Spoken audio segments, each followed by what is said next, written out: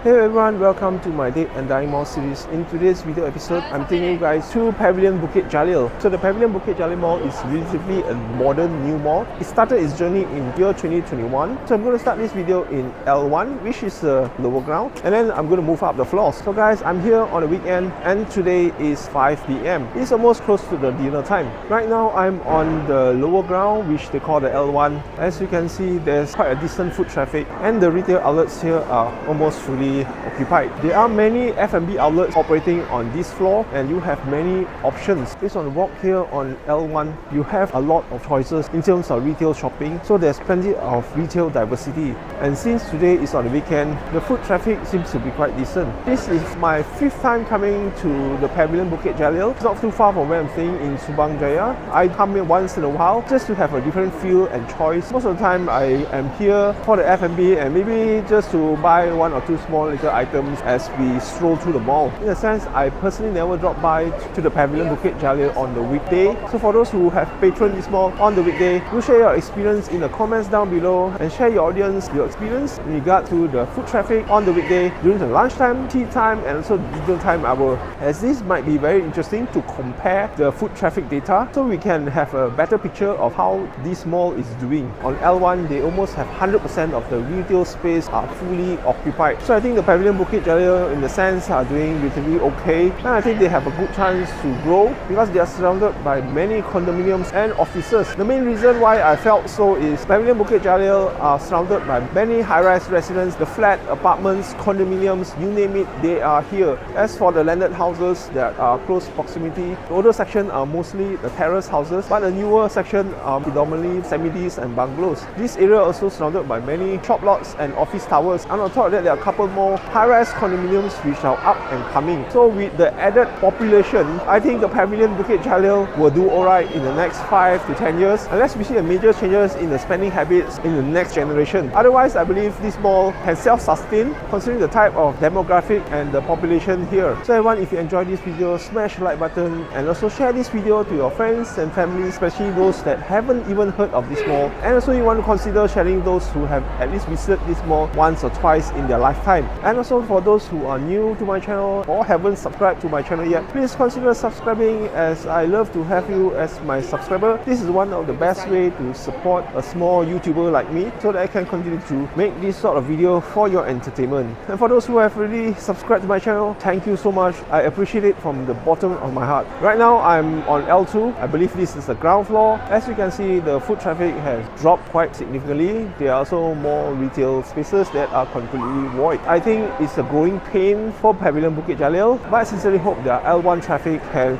at least give their support to pull through so that they can sustain in the next 5 to 10 years. So this staircase is the infamous Pavilion staircase. So I like that they have mimicked this staircase like the one they have in Pavilion's Bukit Bintang one, but surprisingly that staircase is missing from the Pavilion Damansara height. As you can see, the mall's concept is very interesting, modern, vibrant, and I like the design quite a bit. The shape of this mall is O-shaped. As you're walking along the mall, you will notice that the mall's traffic is very fluid. So basically you're walking in circles. I don't think so you can get lost that easy. This section is the Tokyo town. I think this side is the most interesting of all because it does provide something different. Well, strangely enough, I made a video about the Lala Port. They are a Japanese mall, but I don't see the theme reflecting that. I give credit to Pavilion Bukit Jalil to at least have a certain section which is dedicated to Japanese retailers. I'm not sure whether they are physically Japanese retailers, but it looks like they are selling Japanese products. If you ask me, I hope they can expand this Japanese section, if possibly the entire floor. That would be very interesting. I have never seen malls like that in Malaysia going through that concept, but if Lala Port managed to do that for the entire mall, that would be the ultimate one. Maybe the boss of Lala Port should contact all their Japanese retailers in Japan and convince them at least to drop by to Lala Port. Probably consider giving them some rebates or some free rentals. I don't know, at least get the Lala Port traffic going and make the Lala Port mall to become a 100% Japanese mall. What do you guys think? Do you agree or disagree with my assessment in regards to Lala Port? Tell me about it and write in the comments down below. Okay, enough of the Lala Port. Let's move on to Pavilion Bukit Jalil. So this section, as you can see, they have a most lowest roof height ever. I think the roof height is quite similar to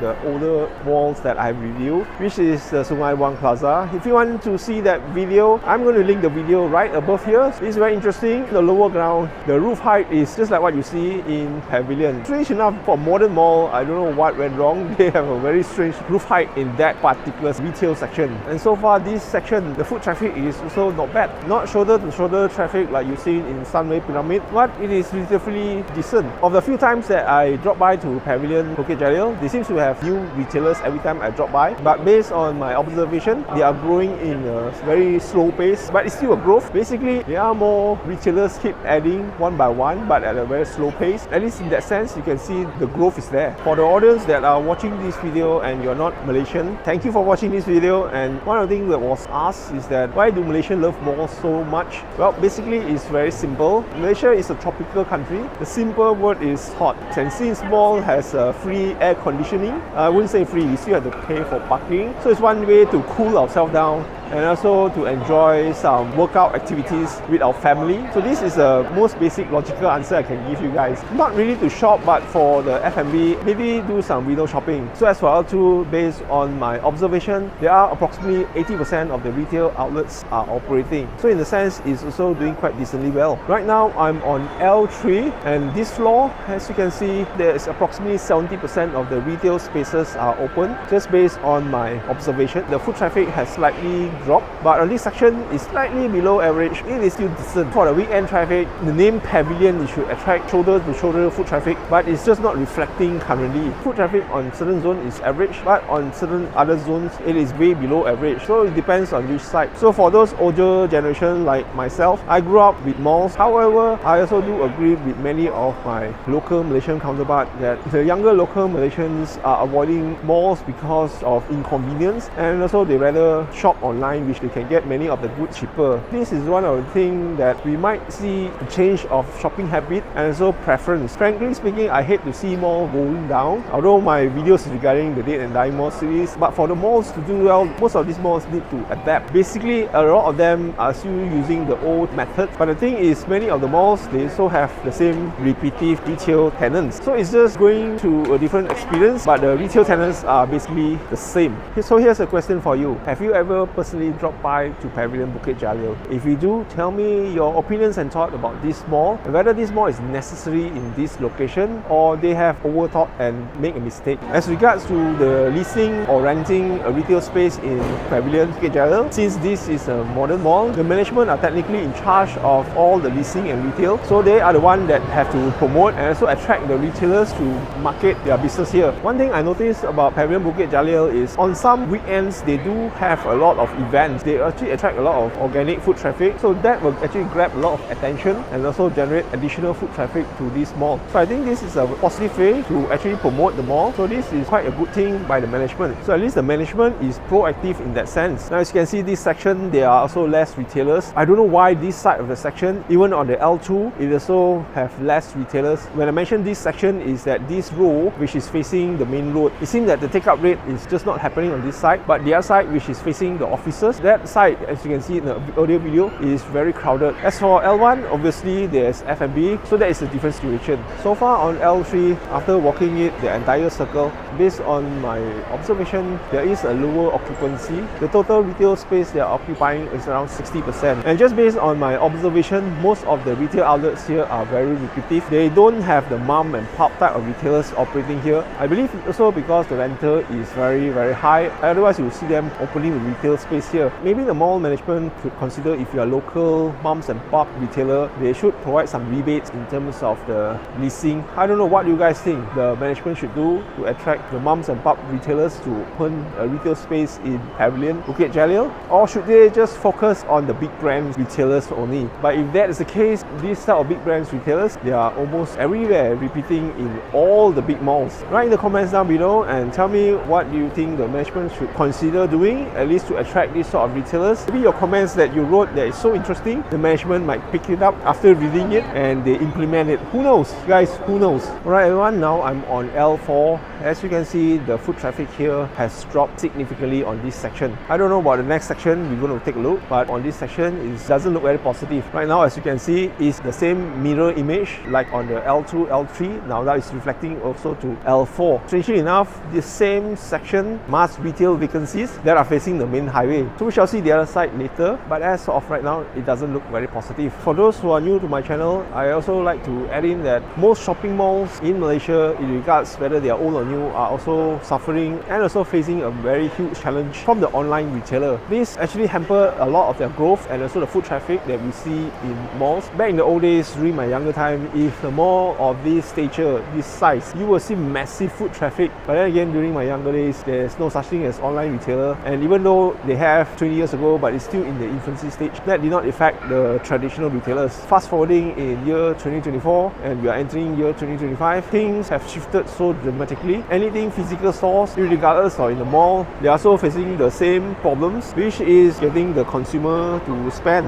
While most consumer, including myself, we tend to spend money where it gives us the most value. So basically, online retailers are the one giving us the most value. That also contribute to the situation now we are seeing. Malls of this stature are now struggling to fill up their retail spaces. On top of that, in Malaysia, there's just too many malls. So the town planning for the state and federal, based on my personal opinion, they are not doing a fantastic job in regulating this industry. But as consumers, we have more options, so that in the sense is a good way. But if you oversupply it, also it can be a very bad thing. As for the population demographic of Bukit Jalil, it is very diverse. Pretty much have a full board from the lowest all the way to the upper income earners. So this is actually a good sign, since they have natural organic residents here to actually boost the future mall's foot traffic. Now, as compared to the Pavilion in Damansara Heights, that specific location, they're lacking the lower and the middle class demographic. So basically on this section on L4, strangely enough, the retail space here are almost fully occupied and the foot traffic here is much better compared to the other side. Maybe the mall management is pushing for one side of the mall to be fully occupied first before they open up the other side of the retail.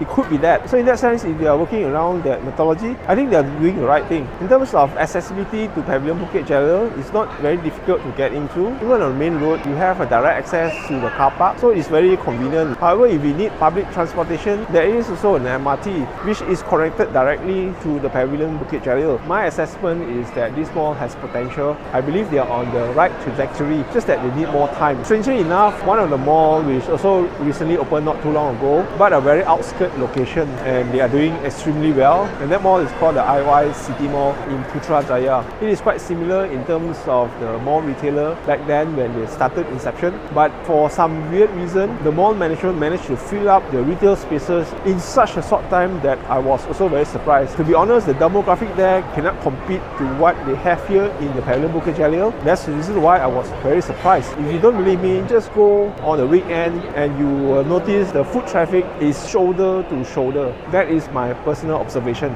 On the L5, which is the highest floor, the Pavilion Bukit Jalil has the exhibition center. It's not that big, but it's of a decent size. So sometimes they do have some interesting events. As you can see, there are merchants that are preparing for the next exhibition events. The last time I came, there was an IT event. I can't remember when was it. Over here, we have a biggest golden bull, which is in the Malaysian World Records. And they basically draw the part very obviously. So it's quite interesting.